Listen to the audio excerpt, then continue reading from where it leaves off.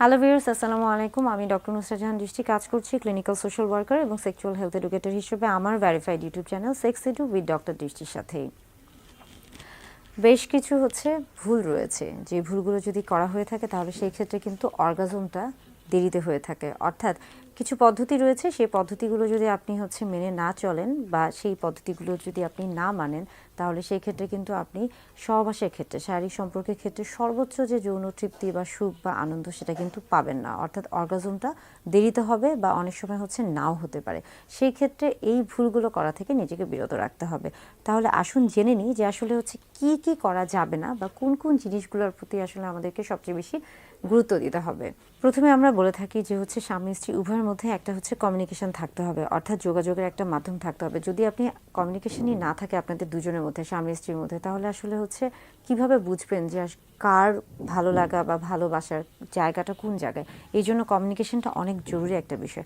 অনেকে এই জিনিসটাকে না গুরুত্ব দেয় না। দেখা যাচ্ছে যে যখন সহবাসে যাচ্ছেন, আপনার যে সঙ্গী আছে তার প্রাধান্যটা কি বা তিনি কোন জিনিসটাকে প্রাধান্য দিচ্ছেন ওই জিনিসটা নিয়ে চিন্তা করেন না।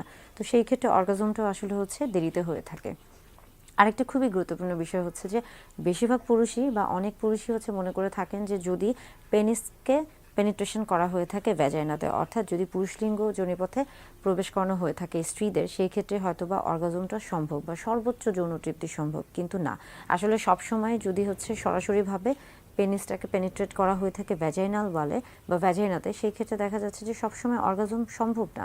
বরং আপনি যদি সবচেয়ে বেশি গুরুত্ব দিয়ে থাকেন ক্লাইটোরিসে, এবং সেই ক্ষেত্রে কিন্তু আপনার অর্গাজমটা খুব সহজেই সম্ভব। এবং ক্লাইটোরিসে যদি গুরুত্ব দেওয়া হয়ে থাকে, স্টিমুলেশন বা উত্তেজনা দেওয়া হয়ে থাকে, সেই ক্ষেত্রে কিন্তু অনেক সময় পেনিট্রেটিভ সেক্সের প্রয়োজন হয় না। অর্থাৎ সেই ক্ষেত্রে কিন্তু পুরুষ লিঙ্গকে স্ত্রীর যোনিপথে প্রবেশ করানোর প্রয়োজন হয় না, এবং সেই ক্ষেত্রে কিন্তু নিজে থেকে অর্গাজম হতে পারে। অর্থাৎ আপনি যদি ক্লাইটোরিসকে গুরুত্ব না দেন বা সেই ক্ষেত্রে যদি আপনি ক্লাইটোরিসে স্টিমুলেশন বা উত্তেজনা তৈরি না করে থাকেন, তাহলে কিন্তু অনেক ক্ষেত্রেই আপনার স্ত্রীর অর্গাজম নাও হতে পারে, কিংবা হলেও সেটা দেরিতে হতে পারে।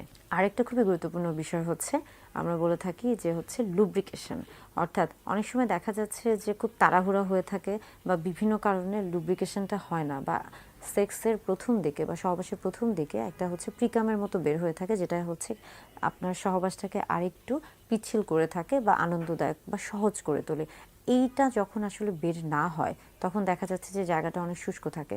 তো অনেকে তখন মনে করে থাকে যে তিনি যদি লুব্রিকেন্ট ব্যবহার করে থাকেন, অর্থাৎ বাহির থেকে তিনি যদি কোনো পিচ্ছিল পদার্থ, যেগুলো কিনা শুধুমাত্র সহবাসের ক্ষেত্রে ব্যবহার করা হয়ে থাকে, সেগুলো যদি তিনি ব্যবহার করে থাকেন, সেই ক্ষেত্রে হয়তোবা তার যে সহবাসটা আছে সেটা হয়তোবা তিনি সর্বোচ্চ সুখ পাবেন না।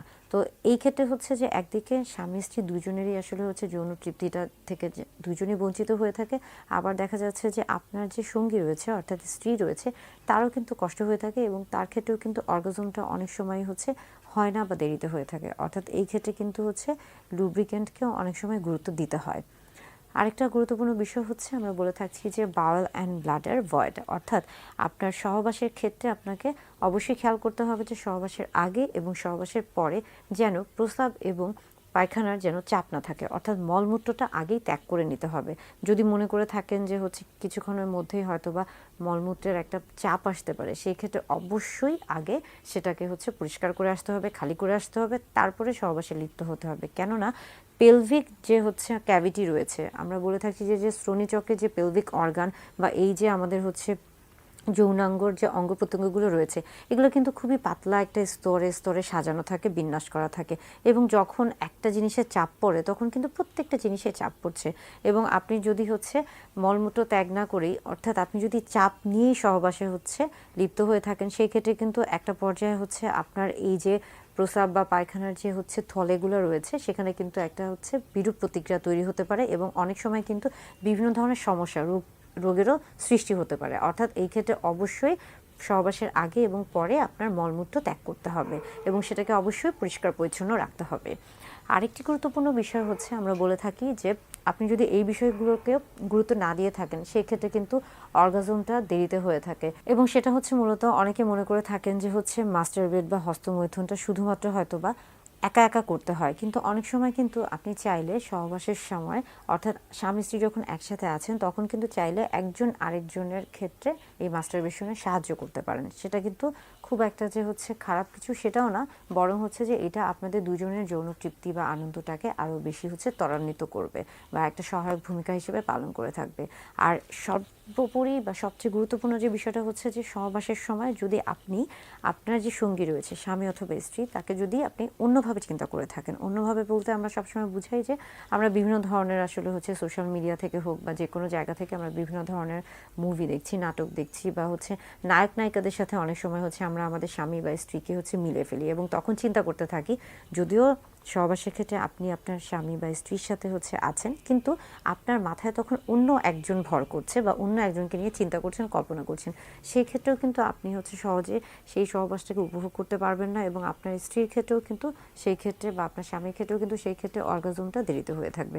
অর্থাৎ এই বিষয়গুলোকে যদি প্রাধান্য না দেওয়া হয়ে থাকে সেই ক্ষেত্রে কিন্তু অর্গাজম লাভটা দেরিতে হয়ে থাকে। তাই এই প্রত্যেকটা জিনিসকে প্রাধান্য দেওয়া উচিত এবং স্বামী স্ত্রী উভয়েরই একটা সুস্থ সুন্দর বা একটা সুন্দর স্বাভাবিক যৌন জীবনের জন্য এই প্রত্যেকটা বিষয়কে গুরুত্ব সহকারে দেখা উচিত। সহবাসের ক্ষেত্রে মূলত হচ্ছে স্ত্রীদের ক্ষেত্রে বা নারী পুরুষ স্বামী স্ত্রী উভয়ের ক্ষেত্রে আসলে বেশ কিছু হচ্ছে সেক্স পজিশন রয়েছে। তবে কোন সেক্স পজিশনে আসলে একজন স্ত্রী বা একজন নারী সবচেয়ে বেশি হচ্ছে যৌন তৃপ্তি লাভ করে থাকে বা অর্গাজম লাভ করে থাকে, এটা নিয়ে অনেকে প্রশ্ন করে থাকেন। 1978 সালে একটি গবেষণা হয়েছিল এবং সেখানে দেখা গেছে যে সবচেয়ে বেশি ব্যবহৃত যে পদ্ধতিটি রয়েছে বা সেক্স পজিশন রয়েছে সেটি হচ্ছে মূলত মিশনারি পজিশন, অর্থাৎ সেখানে হচ্ছে উইমেন অন টপ, অর্থাৎ পুরুষ হচ্ছে উপরে অবস্থান করে থাকে এবং নারী বা স্ত্রী হচ্ছে নিচে অবস্থান করে থাকেন। এটা একটা পদ্ধতি। তবে পরবর্তীতে আরও বেশ কিছু গবেষণা চালানো হয়েছে এবং আস্তে আস্তে দেখা গেছে যে এটা পরবর্তী কয়েক বছর পরে এটা কিন্তু পরিবর্তন হয়ে থাকে এবং এর অবস্থায় বা এর সাথে কিন্তু আরও বেশ কিছু হচ্ছে পজিশন আস্তে আস্তে স্থান নিয়ে থাকে। অর্থাৎ মিশনারি পজিশনটা হচ্ছে সবচেয়ে বেশি ব্যবহৃত এবং সবচেয়ে পুরাতন যে পদ্ধতি সেটাই। তবে এর পাশাপাশি আরও অনেকগুলো পদ্ধতি রয়েছে যে পদ্ধতিগুলো আসলে হচ্ছে বর্তমানে সবার কাছে জনপ্রিয় হয়ে উঠেছে। নারী পুরুষ উভয়ের বিভিন্ন ধরনের সেক্সুয়াল অ্যাক্টিভিটিস বা সেক্সুয়াল যে সমস্যাগুলো রয়েছে সেগুলো নিয়ে আমি মূলত কথা বলে থাকি এবং চেষ্টা করি বিশেষ করে যৌন স্বাস্থ্য যে বিষয়গুলো রয়েছে বা যৌন স্বাস্থ্যের সাথে সম্পর্কিত নিরাপদ যে যৌন শিক্ষাগুলো রয়েছে সেগুলো নিয়ে কথা বলার। অনেকেই আমার কাছে জানতে চান বা অনেকেই প্রশ্ন করে থাকেন যে আসলে হচ্ছে পুরুষদের ক্ষেত্রে বা স্বামীদের ক্ষেত্রে দেখা যায় যে মর্নিং ইরেকশন হওয়াটা খুবই স্বাভাবিক হয়ে থাকে, কিন্তু নারী বা স্ত্রীর ক্ষেত্রেও কি মর্নিং ইরেকশন হওয়া সম্ভব বা এটা কি আসলে স্বাভাবিক নাকি অস্বাভাবিক বিষয়? এই জিনিস নিয়ে অনেকেই হচ্ছে বা এই বিষয় নিয়ে আমার কাছে অনেকেই জানতে চেয়েছেন এবং প্রশ্ন করেছেন। সেই বিষয় নিয়ে মূলত আজকে কথা বলবো।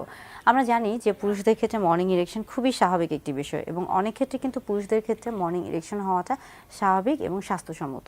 বরং যদি মর্নিং ইরেকশন পুরুষদের ক্ষেত্রে অনেক সময় না হয়ে থাকে তখনই কিন্তু এটা একটা দুশ্চিন্তার বিষয়। তেমনি একইভাবে যেমনি হচ্ছে যেমন দেখা যাচ্ছে যে পুরুষদের ক্ষেত্রে মর্নিং ইরেকশন অনেক ক্ষেত্রে স্বাভাবিক, তেমনি স্ত্রীদের ক্ষেত্রেও বা নারীদের ক্ষেত্রেও মর্নিং ইরেকশন খুবই স্বাভাবিক।